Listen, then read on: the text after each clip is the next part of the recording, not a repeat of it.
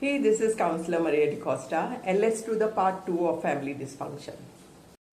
In my previous video, the focus was on understanding what a dysfunctional family really is. Not about blaming parents or feeling defective, but about recognizing patterns that don't serve anyone, that cause confusion and hold people back from building healthy relationships.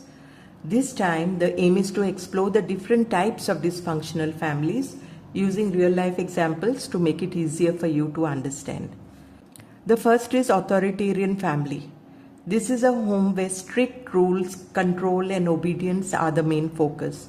A child might never be allowed to express what they really think. If they do, they are told, don't talk back, just obey. Dreams of studying art, music, or writing could be shut down with, that won't get you anywhere. Study something safe, like engineering or medicine. Even small mistakes, forgetting homework, being late from school may result in harsh punishment or angry yelling. So how does this shape a child's personality? Children raised in authoritarian homes often grow up feeling powerless and unsure of their own judgment. They may become people pleasers, trying hard to avoid conflict, afraid of making decisions, or believing they can never be good enough. In adulthood, they may struggle with low self-esteem, fear of failure, and difficulty asserting themselves in relationships or work. The second is permissive family. In some families, there are hardly any rules or structure. A teenager might stay up all night playing video games, skip school, or eat junk food without much question. Parents act more like friends, saying, do whatever makes you happy, but rarely help explain the consequences of choices. Gifts and money are given freely, but no one ever asks, how are you feeling or what do you want in life? Children from permissive families may grow up struggling with self-discipline, responsibility, and understanding boundaries. They may find it difficult to manage frustration, face challenges, or develop a sense of direction in life.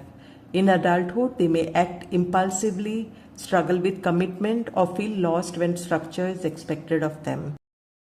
The third is neglectful or uninvolved family. In this family, children are left to manage on their own. A child might regularly eat meals alone because no one asks if they are hungry. Clothes are worn till they fall apart with no help to wash or replace them. Birthdays pass quietly and even good grades go unnoticed.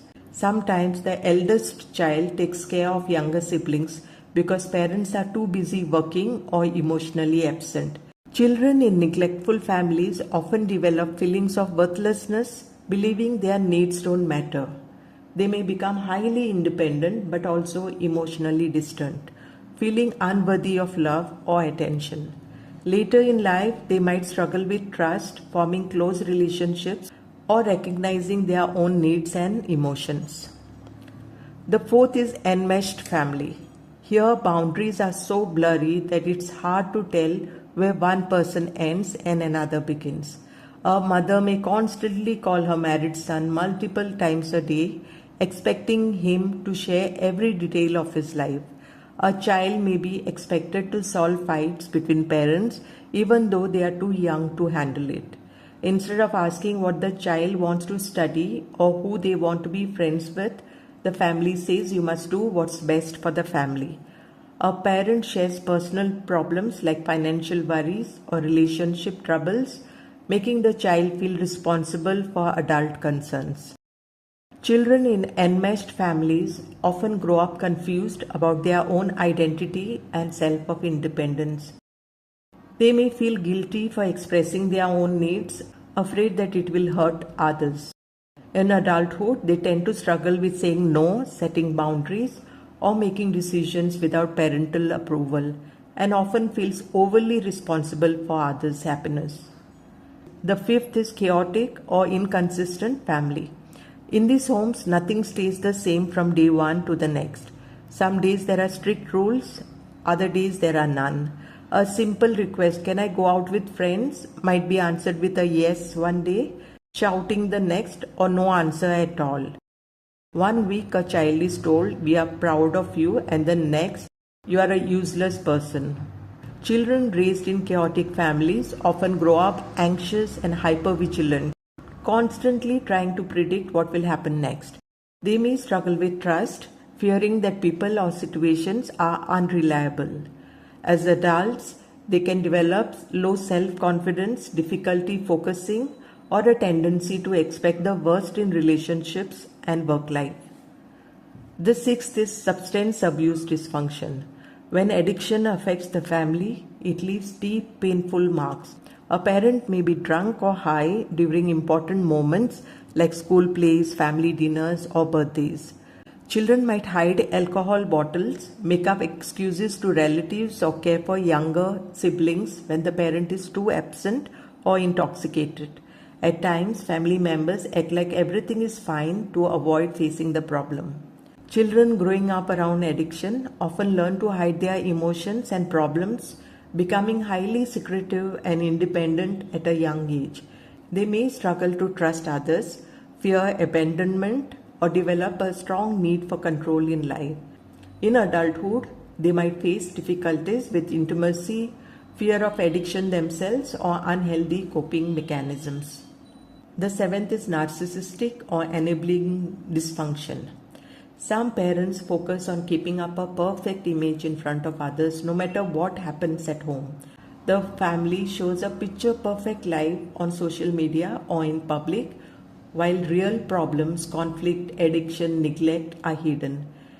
Children may be pressured to perform academically, socially, or in appearance simply to maintain that perfect image. Instead of being supported emotionally, they are told, "Don't bring shame to the family."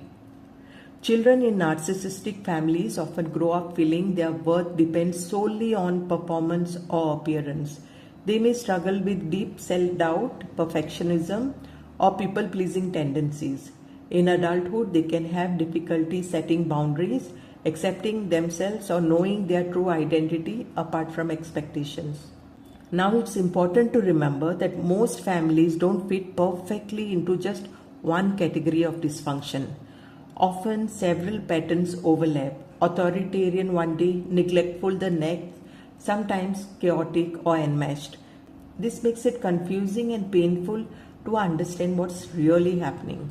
From a counseling perspective, the most urgent cases are where safety is at risk, like substance abuse, severe neglect, or any form of abuse, because these leave deep, lasting wounds. But even quieter problems like enmeshment or narcissistic parenting shape a person's identity and create struggle in setting boundaries, expressing feelings, or making healthy choices later in life. In my next video, I will share a simple assessment tool so that it becomes possible for you to recognize which of these patterns exist in your family. Please remember, this is not to aggravate the situation, but to help create awareness and take the first step towards untangling and healing. I hope the video was helpful. If you like what I post, then please share and follow my page.